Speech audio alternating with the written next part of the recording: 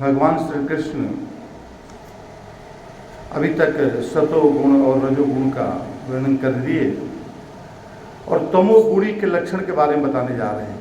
क्या लक्षण होता है तमोगुणी वाले व्यक्ति का, लक्षण क्या पाया जाता है। कहते हैं कि बुद्धि, मन और इंद्रियों में अप्रकाश अर्थात अंधकार बना रहता है।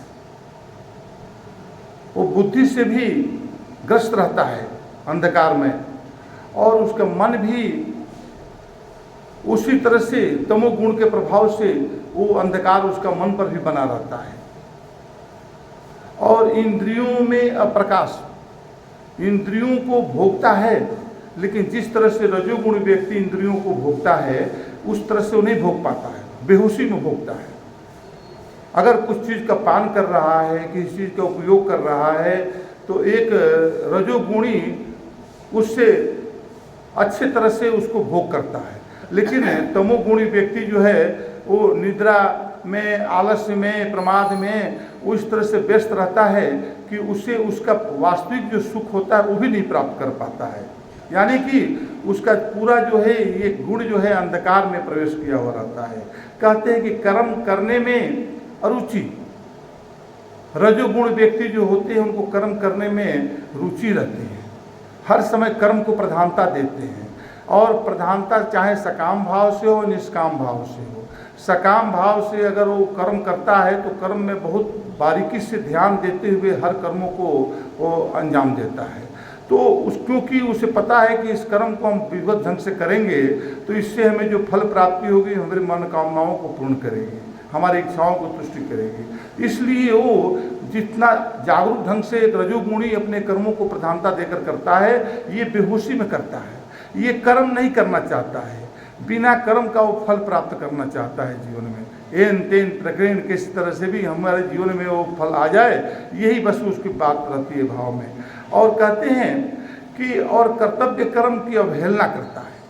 कोई भी कर्तव्य कर्म, कर्तव्य क्या है, जो धर्म जिसको आपको प्रधानता दे रहा है वो कर्म कर्तव्य कर्म बन जाता है, जिसमें धर्म संचित होता है, जिसमें न्याय संचित होता है, जिसमें सामाजिक व्यवस्था की समता स्थापित होती है।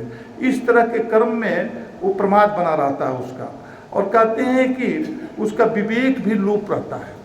विवेक लुप्त रहता है इसलिए कि वो जो है उसमें इतना विषयों में आसक्त रहता है कि उसका जो है कोई भी बुद्धि क्रिया जो है, मन की क्रियाएं जो है, सब जो है एक उसी तरह से आलस्य में बनी रहती है, जिस वजह से वो मनुष्य अधम अवस्था को प्राप्त हो जाता है, वो अधम अवस्था में चला जाता है।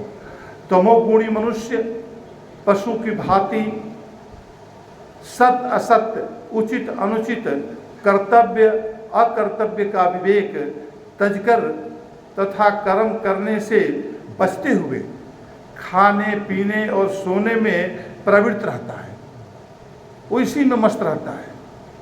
और उससे क्या होता है कि सत्व गुण प्रकाश का तथा तमोगुण अंधकार का इसमें सूचक बन जाता है, सूचक बन जाता है। तो इसलिए हमें ये बात को ध्यान रखना है यहाँ पर बताने के बाद कि हमें ऐसी अवस्था यदि हमारे अंदर है तो हमारा ये प्रथम कर्तव्य बनता है, दूसरे के लिए नहीं, अपने आत्मा के लिए। जो विवेकानंद बोले थे अपना शंकराचार्य जी विवेक चूड़ामणि में कह रहे थे कि भाई जो आत्मघाती होता है, तो इस तरह के प्रवृत्ति वाले व्यक्ति अपने आत्मा को ही घात करते हैं।